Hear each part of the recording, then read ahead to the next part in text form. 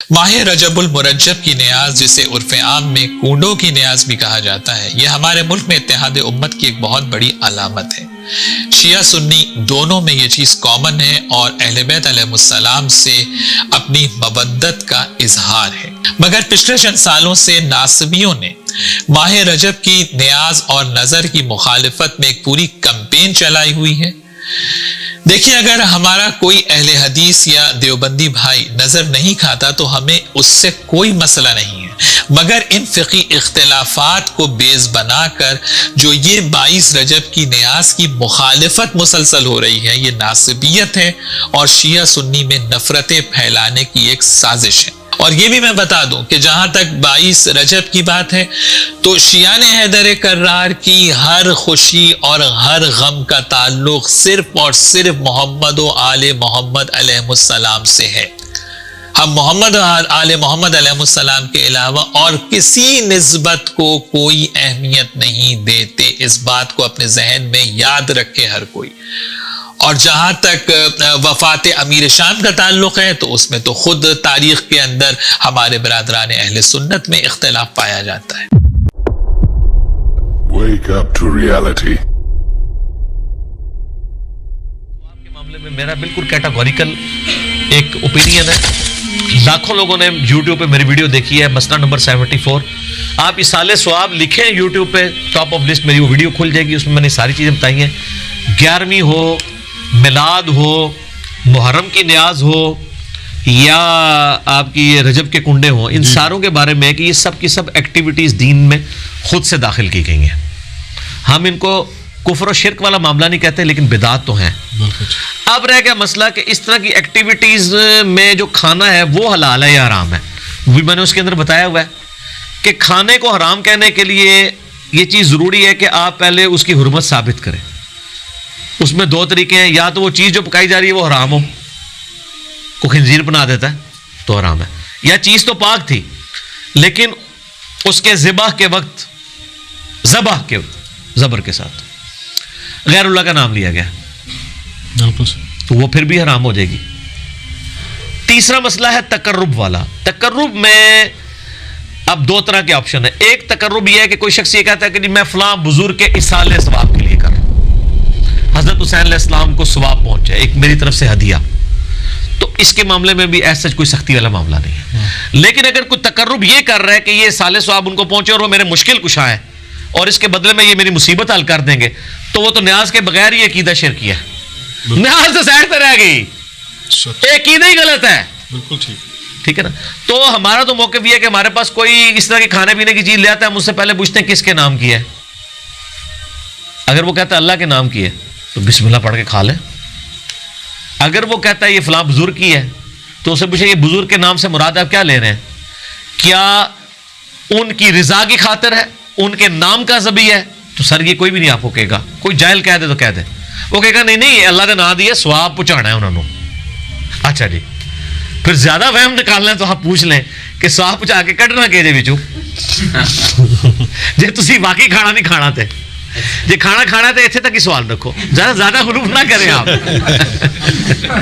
کیونکہ غلوف کریں گے نا تو معاملات بگڑیں گے۔ اور یہ میں آپ کو اپنی طرف سے نہیں بتا رہا، صحیح بخاری میں سیدہ عائشہ نے نبی علیہ السلام سے پوچھا یا رسول اللہ علیہ وسلم یہ کچھ نیم مسلم ہے، ہمیں نہیں پتا انہوں نے ذبیحہ صحیح کیا ہوا یا نہیں کیا، تو یہ جب کوئی اس طرح کی گفٹ لے کے آتے ہیں ہم کیا کریں؟ آپ بسم اللہ پڑھ کے کھا لیا کرو۔ اللہ آپ نے کہا کہ بلاؤ، آپ یہ بھی کہہ سکتے تھے حلف دلواؤ، یہ وہ وہم نکالا کہ مسلمان کا ذبیحہ ہے نا تو حسن ظن رکھو، زیادہ نٹی گریٹیز میں نہ پڑھو۔ سبحان اللہ، ٹھیک ہے نا۔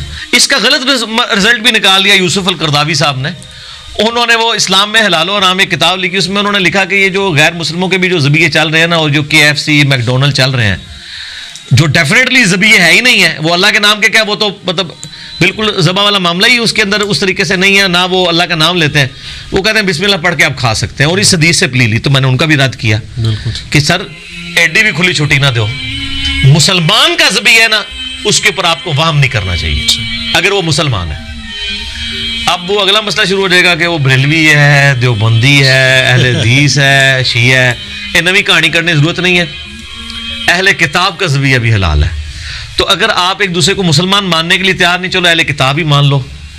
یہود و نصارہ کی عورتوں سے تو آپ کا نکاح सूरत अल-माइदा के पहले रुकू के तहत, और उसी रुकू में आता है कि अहले किताब का ज़बिया भी हलाल है, कोशर फूड। जी हाँ, अगर वो अल्लाह के नाम के ऊपर किया हो।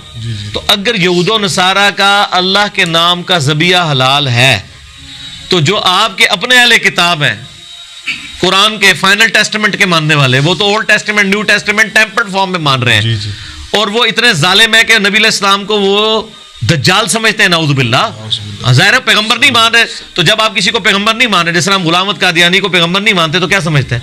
दज्जाल के उसने दजल किया है, झूठ बोला है। जी जी। उसके बावजूद अल्लाह ताला कह रहा है कि उनका ज़बिया भी हलाल है। और जो आपके नबी के आशिक है, जो मोहम्मद और आले मोहम्मद के लिए जान देने के लिए तैयार है, सर उनके ऊपर आप कम से कम यहूदियों वाला स्टेटस तो उनको दे दे।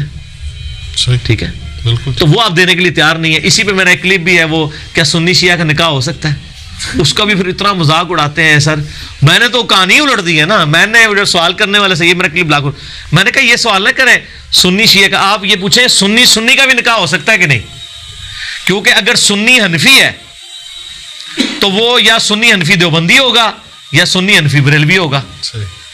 तो है तो दोनों सुन्नी ना। सुन्नी अहले हदीस हुआ तो वो तो बहुत दूर बेचारा बैठा है, उसकी तो कोई औकात ही नहीं ना उनके नजदीक, वो तो बहुत थोड़े हैं। और सर आपको कभी मैं अहकाम शरीयत उनकी और मलफूजात में से देवबंद और अहले हदीस के बारे में उनके जो फतवे पढ़ के सुनाऊं ना, तो वो आप यकीन करें आपके कानों से धुआं निकलना शुरू हो जाए। बिल्कुल। जो जो सख्त लफ्ज उन्होंने इस्तेमाल किए हैं, वो कहते हैं जी अगर किसी का यानी बच्चा जो है वो देवबंदी अहले हदीस हो गया तो उसको बाप की विरासत से भी कुछ नहीं मिलेगा, क्योंकि वो मुसलमान रहा ही नहीं है। अल्लाह जी सर, ज़ाहिर जब आपने एक उसूल खड़ा किया उसकी कोरॉलरीज फिर यही निकलेंगी। हुसामुल अरमैन में लिखा है ना उन्होंने कि चौथा फिरका वहाबिया शैतानिया, जो शैतान लईन आफाक के फॉलोअर्स हैं, जैसा कि रवाफिज जो हैं वो शैतान अत्ताक के फॉलोअर हैं। फिर आगे जाके लिखते हैं कि इन तमाम लोगों के कुफ्र में शक करने वाला भी काफिर है, और इस पे इजमा है कि सब के सब मुर्तद और खारिज इस्लाम है। जब मुर्तद भी हो गए, खारिज इस्लाम भी हो गए, आप निकाह की सोच रहे हैं, वो तो आपको ये कह रहे हैं कि आप नारे तकबीर पढ़ के उन पे चढ़ दौड़े। ये और यही हाल उधर भी आप अल मुहन्नद मुफन्नद में लिखा है कि जो बरेलवी हैं वो एक शैतानी लश्कर है जो हम पे हमला आवर हो गया, जिस तरह के शयातीन अंबिया पर हमला आवर होते थे। मुझे बाद लोगों ने कहा जी ये तो जरा सॉफ्ट वर्ड्स हैं, उन्होंने शैतान ही कहा है ना बरेलवियों को, अहमद बरेलवी तो बहुत आगे गए। सर ये अहमद बरेलवी से 4 हाथ आगे गए हैं, आपको पता नहीं चला, हम आपको इंजीनियरिंग करके बताते हैं। उन्होंने लिखा है कि ये शयातीन उस तरीके से हमला आवर हुए हैं हमारे उलमाए देवबंद पे, और साथ रदी अल्लाह अन्हुम भी लिखा हुआ है उलमाए देवबंद को। जिस तरह अंबिया पर शयातीन हमलावर होते थे, अंबिया पे जो शयातीन हमलावर होते थे वो मुसलमान शयातीन होते थे। ये एक तरीका है ऐसे करके कान पकड़ने का, जैसा मैंने कहा ना कि मैंने गर्म तौलिया फेर के ना इनके वो सारे मेकअप उतार दिए।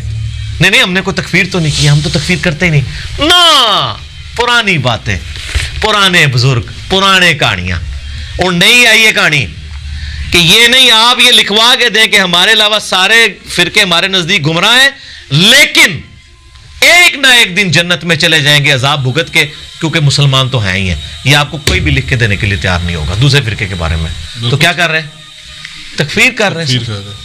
तो ये तकफीर हर जगह पाई जाती है, बाज़ जगह छुपी भी होती है और बाज़ जगह जाहिर होती है। वो जो छुपी हुई थी वो अब वो भी छुपी भी नहीं हुई है, वो अब सामने आ गई है, क्योंकि हमने उसके लिए एक आपको एम्पिरिकल फार्मूला दे दिया है, जिसमें आप डालते हैं फौरन बाहर आ जाता है।